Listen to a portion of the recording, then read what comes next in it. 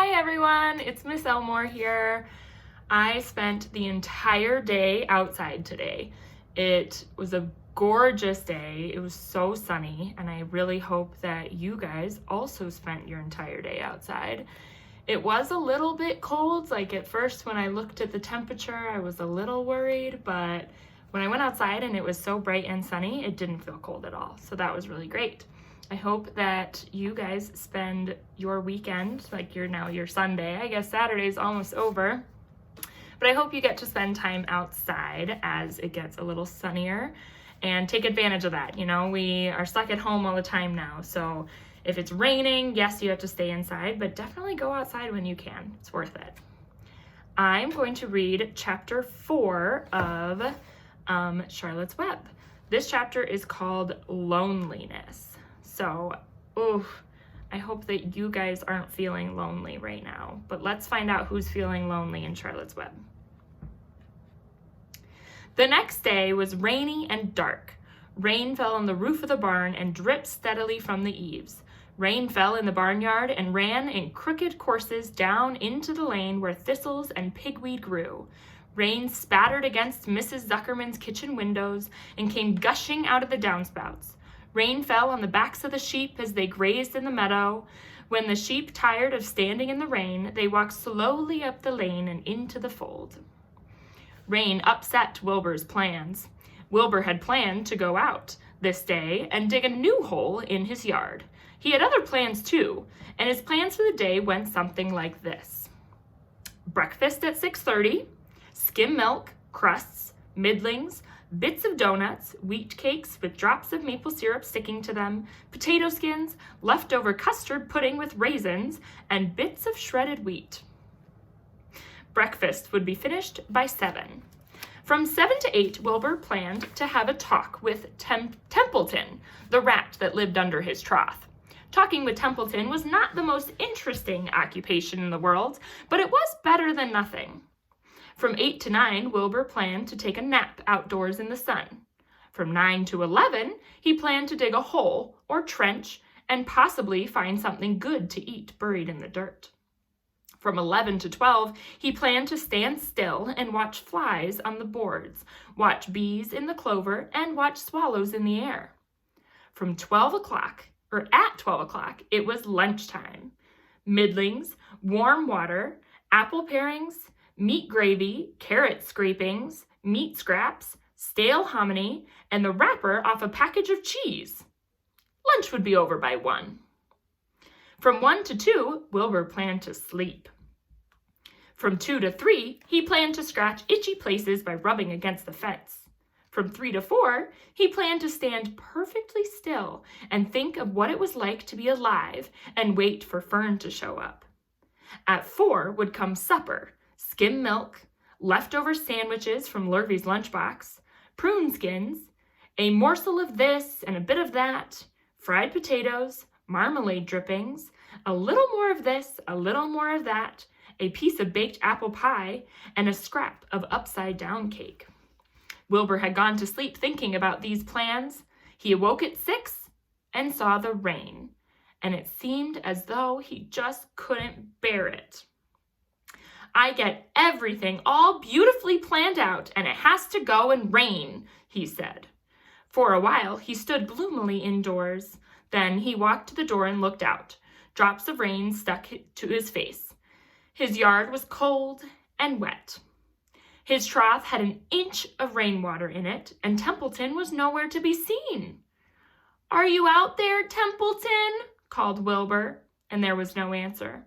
Suddenly, Wilbur felt lonely and friendless. "One day, just like another," he groaned.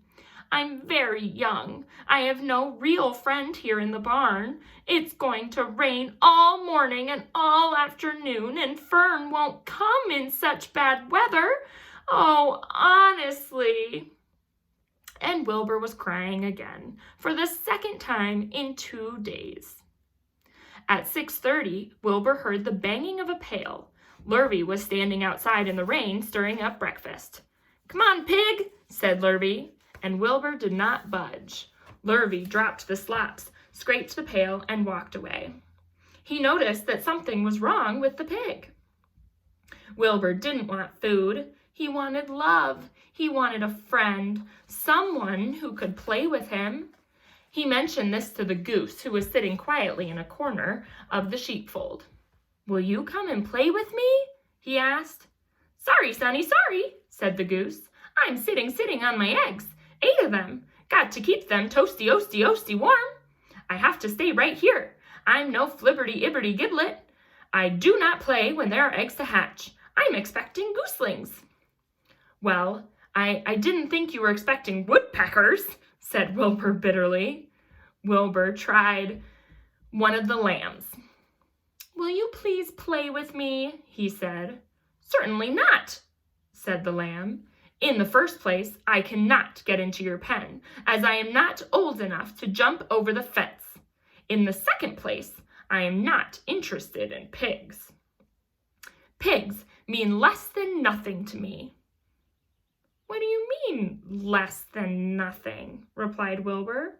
"I don't think there is any such thing as less than nothing. Nothing is absolutely the limit of nothingness. It's the lowest you can go. It's the end of the line. How can something be less than nothing? If there was something that was less than nothing, then nothing would not be nothing. It would be something, even though it's just a very little bit of something. But if nothing is nothing, then nothing has to be nothing that is less than it is." "Oh, be quiet," said the lamb. "Go play by yourself. I don't play with pigs."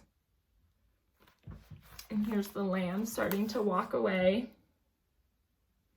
You see that? Not a very nice lamb, huh? Sadly, Wilbur lay down and listened to the rain. Soon he saw the rat climbing down a slanting board that he used as a stairway. "Will you play with me, Templeton?" asked Wilbur. "Play?" said Templeton, twirling his whiskers. "Play? I hardly know the meaning of the word." "Well," said Wilbur, "it means to have fun, to frolic, to run and skip and make merry." "I never do those things if I can avoid them," replied the rat sourly. "I prefer to spend my time eating, gnawing, spying, and hiding. I am a glutton, but not a merrymaker. Right now, I am on my way to your trough to eat your breakfast, since you haven't got sense enough to eat it yourself." And Templeton the rat crept stealthily along the wall and disappeared into a private tunnel that he had dug between the floor and the trough in Wilbur's yard. Templeton was a crafty rat, and he had things pretty much his own way. The tunnel was an example of his skill and cunning. The tunnel enabled him to get from the barn to his hiding place under the pig trough without coming out into the open. He had tunnels and runways all over Mr. Zuckerman's farm, and he could get from one place to another without being seen. Usually he slept during the daytime and was abroad only after dark. Wilbur watched him disappear into his tunnel. In a moment, he saw the rat's sharp claws poke out from underneath the wooden trough. Cautiously, Templeton pulled himself out over the edge of the trough. This was almost more than Wilbur could stand. On this dreary, rainy day, to see his breakfast being eaten by someone else? He knew Templeton was getting soaked out there in the pouring rain, but even that didn't comfort him. Friendless, rejected, and hungry, he threw himself down in the manure and sobbed. Late that afternoon, Lurvy went to Mr. Zuckerman. "I think there's something wrong with that pig of yours. He hasn't touched his food today." "Give him 2 spoonfuls of sulfur and a little molasses," said Mr. Zuckerman. Wilbur couldn't believe what was happening to him when Lurvy caught him and forced the medicine down his throat. This was certainly the worst day of his life. He didn't know whether he could endure the awful loneliness anymore. So sad.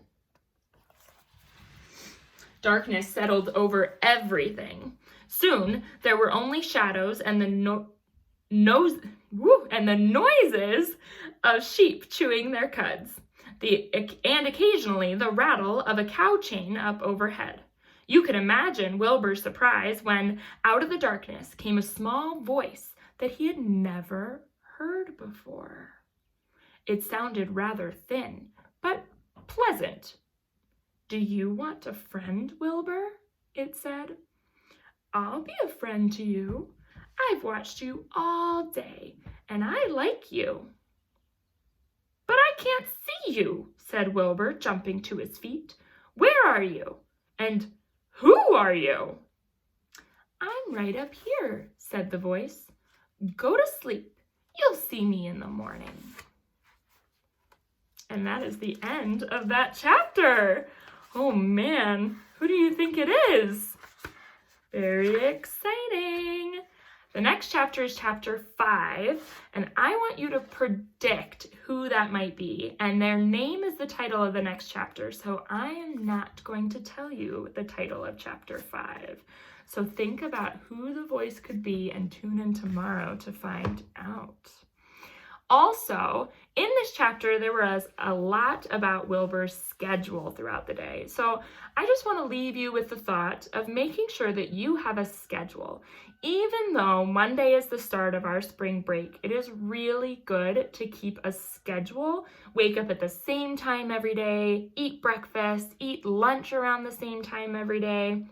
Make sure you get some reading in, do some other chores around the house, and definitely go to bed at the same time every day.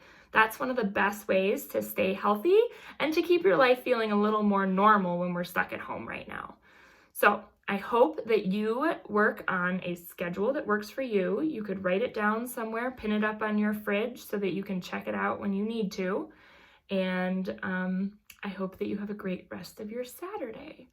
So stay safe, stay healthy. I appreciate you.